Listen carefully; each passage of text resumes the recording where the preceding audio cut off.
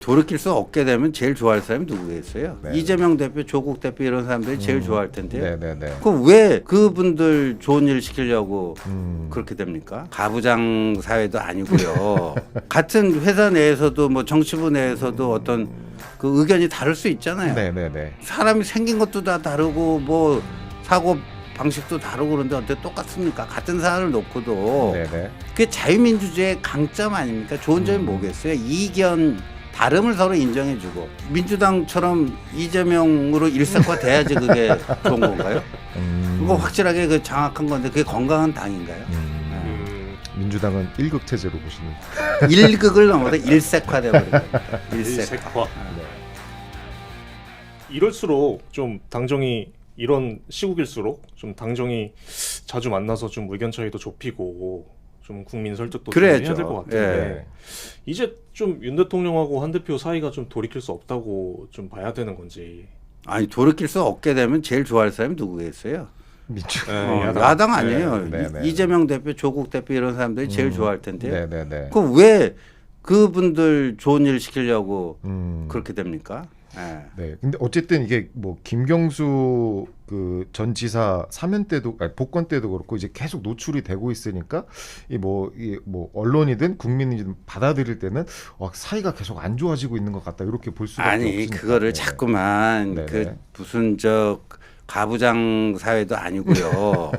그 같은 그 두 분 다 지금 뭐 정치부 소속 기자신가요? 저는 아닙니다. 예. 네. 근데 같은 회사 내에서도 뭐 정치부 내에서도 어떤 그 의견이 다를 수 있잖아요. 네네네. 아 그리고 어떻게 사람이 생긴 것도 다 다르고 뭐 사고 방식도 다르고 그런데 어떻게 똑같습니까? 같은 사안을 놓고도 네네. 그게 자유민주주의의 강점 아닙니까? 좋은 점이 뭐겠어요? 이견 다름을 서로 인정해주고 네네. 그 속에서 공통점이 뭔지 서로 조율할 수 있는 게 뭔지 그게 또 정치예요. 그게. 네네. 근데 뭐 김경수 복권 문제에 대해서 뭐 그런 의견 낼 수 있죠. 그럼 뭐 내면 안 되는 겁니까? 네. 아니죠. 예. 그런 거라고 봅니다. 예. 네. 좀 한동훈 대표 취임한 지 이제 2달 정도 됐지 않습니까? 네. 좀 이런 점은 잘했다 혹은 좀 잘하고 있는데 국민들한테 잘 알려지지 않았다 하는 게 있으면 좀 어떤 게 있을까요? 뭐 저희가 이 전당대회 당시에 이제 공약으로 내건 게 수평적 당정 관계, 건강한 당정 관계를 만들겠다. 뭐 항상 예스만 하는 게 아니라 때로는 노라고 얘기할 수도 있는. 그런데 그게 이제 갈등과 분열로 가는 게 아니라 서로 그런 이 조율과 뭐로서 더 단단해질 수 있는. 근데 그게 이제 2달 지나면서 지금 저는 뭐 독대 불발 이런 게 그런 그 수평적이고 건강한 당정 관계로 가는 과정에서의 진통이라고 봐요. 진통이다. 진통이라고 보고. 근데 이제 2달이 지났는데 딱 가시적인 성과물이 없다. 이 지적이 있고 네네. 거기에 대한 뼈 아프게 받아들이고요. 근데 그거를 이루기 위해서라도 아까 얘기한 그런 건강한 당정 관계가 좀 정립이 돼야 되지 않느냐 이렇게 생각합니다. 네. 그 이제 당내 장악력 얘기도 사실 많이 나오잖아요. 2달 됐는데 지금 한동훈 대표가 그 전당대회에서 당선될 때는 63%라는 되게 높은 득표율로 당선이 됐는데 뭐 당내 장악력은 좀 떨어진다 이런 얘기가 나오고 근데 뭐 그래서 지금 뭐 한동훈 대표가 계속 의원들 만나서 식사도 하시고 소통도 많이 하고 계신 것 같은데 여전히 좀 아직 떨어진다 얘기도 있는데 이런 거는 그 어떻게 당내 장악력이 있고 없고가 뭐 어떤 지표로 그게 나타날 수 있나요? 아무래도 이제 뭐 좀 비판적인 목소리를 그런 지표로 보는 것 같은데요. 그렇죠. 네네네. 아니 그러니까 그게 그 뭐 저 민주당처럼 이재명으로 일색화돼야지 그게 좋은 건가요? 그거 확실하게 그 장악한 건데 그게 건강한 당인가요? 그것도 이제 수평적 관계 하나로 보시는 거예요. 저희 당은 자유민주주의 그 당이기 때문에 네네네. 뭐 한동훈 대표가 무조건 옳다 그 맹종하고 그런 게 건강하지 않다고 봐요. 예. 민주당은 일극 체제로 보시는.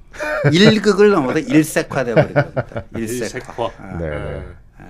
알겠습니다. 네. 김건희 여사 얘기를 좀 해보겠습니다. 좀 또 새로운 김 여사 공천 개입 의혹이 또 제기가 됐는데요. 네. 이철규 의원이 김 여사 통해서 이원모 전 비서관을 밀어줬다는 주장도 또 나왔습니다. 네. 이게 신빙성이 있다고 보십니까? 그건 뭐 일방적인 주장만 있을 뿐이지 무슨 거기에 대한 근거가 제시된 건 없는 것 같아요. 뭐 예를 들어 김건희 여사가 이철규 의원에게 뭔가 지시한 뭐 문자라든가 무슨 뭐 통화 내용이 뭐 나온 것도 아니고 그냥 그 한 사람의 주장일 뿐이잖아요. 전화 그 통화 녹취록만 있는 거죠. 그렇죠. 예, 예. 예.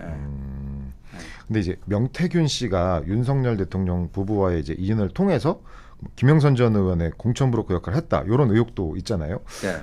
뭐 이 과정에서 좀 김 여사가 어떻게 그 좀 처신을 뭐 잘못했다 잘했다 어떻게 좀 그것도 평가가 뭐 있으실까요? 네네. 지금 밝혀진 걸로 봐서는 판단할 수가 없습니다. 명태균 씨는 자기가 김건희 여사랑 뭐 네네. 소통을 했다라고 하는데 그러면 소통을 어떻게 했는지를 뭐 공개한 게 없잖아요. 이것도 역시 신빙성이 좀 부족하다. 그러니까 지금 상태로는 뭐라고 판단할 수가 없는 거죠. 네네네. 예. 그거 지금 정도의 근거 제시, 빈약한 근거 제시 속에서 김건희 여사가 뭐 부당한 개입을 했다? 아니 아주 그 최소한의 근거 제시도 못한 상태에서 굉장히 예민한 주장을 하는 거잖아요. 네네네. 그런 예민한 주장이 이게 괜한 나의 억측이 아니라 이러이러한 근거나 뭐로 봤을 때 충분히 이렇게 볼 수밖에 없지 않느냐. 그러면 근거 제시를 해야 되는데 지금 뭐 명태균 씨 건도 그렇고 뭐 그 네. 이원모 공천권도 네, 그렇고 네, 네. 주장만 있을 뿐이죠. 주장만. 네. 지금 그 명태균 씨 건에 대해서 국민의힘은 이제 시스템 공천을 했다. 좀 이런 취지로 이제 그 반론 내셨는데, 네. 근데 이제 이 반론에 대해서 좀 미심쩍어 하시는 분들은 네. 이제 김 전 의원이 2022년에 보궐선거에서 공천을 받았지 않느냐 여기서 좀 출발을 하시는 것 같아요. 좀 네. 의심을. 예. 그리고 뭐 명시 녹취나 뭐 보궐선거 직후에 뭐 김 전 의원하고 명시 간의 동거래 수사 사실이 좀 알려지기도 하면서 좀 더 의심을 좀 하시는 것 같아요. 그러니까 그 2022년 6월 1일 지방선거 당시에 7개 지역에 국회의원 보궐선거였었는데 그 중에 하나가 창원 의창이었고 네네네. 거기서 김영선 전 의원은 공천을 받아서 당선이 됐습니다. 그런데 네네. 그 공천 과정에 대해서는 당시 당대표가 이준석이고 공천관리위원장이 윤상현이에요. 네. 네. 그리고 이제 윤 대통령은 그때 당선인 신분이었죠. 그러니까 공천이 어떻게 이루어졌는지 저희는 몰라요. 예. 저희 뭐 한동훈 대표나 지금 뭐 한동훈 지도부에 속해 있는 사람들 그 당시에 그런 거에 뭐 관여하지 않았기 때문에 예. 그건 그분들이 밝힐 문제입니다. 예. 근거가 없다고는 하셨는데 야당은 이제 뭐 이런 의혹들을 김건희 여사 특검법이나 나아가서는 뭐 윤석열 대통령 탄핵 사유로 뭐 이렇게 삼으려고도 하는 것 같은데 이런 건 좀 어떻게 보세요? 아니 탄핵이라는 게 직무집행 과정에서 헌법이나 법률을 경미하게 위반해서는 안 되고 아주 중대하게 그렇죠. 중대한 법 위반이죠. 파면을 정당화할 해야 할 정도. 정도로 네. 중대하게 위반한 경우가 탄핵 사유가 되는데 지금 무슨 법 몇 조 몇 항을 어떻게 위반했다는 거예요? 그거 제시조차도 못 하고 있잖아요. 네. 알겠습니다. 또 어제 검찰 수사심의위원회가 또 최재형 목사가 김건희 여사에게 가방을 준 목적이 청탁성이 인정된다고 또 기소를 권고했습니다. 그래서 가방을 받은 김 여사는 불기소, 가방을 네. 건넨 최 목사는 기소 권고가 내려졌는데 이 검찰은 결국 두 사람 다 불기소 처분을 좀 할 것 같다는 게 좀 중론이더라고요. 그래서 근데 여당 입장에서는 김 여사가 좀 불기소되는 것도 사실 좀 부담스럽지 않나.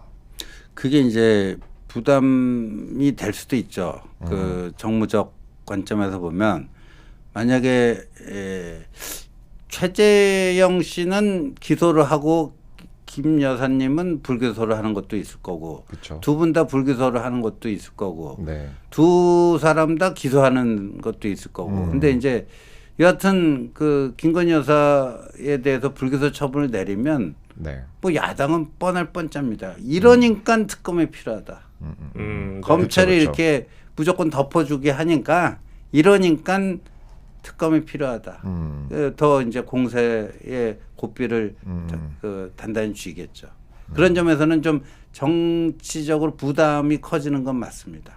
근데 근데 어쨌든 법적으로는 어떻게든 마무리, 그러니까 만약에 이제 둘 다 불기소가 처분이 내려지더라도 좀 개인적으로 보실 때 사과를 좀 해야 된다고 보시나요?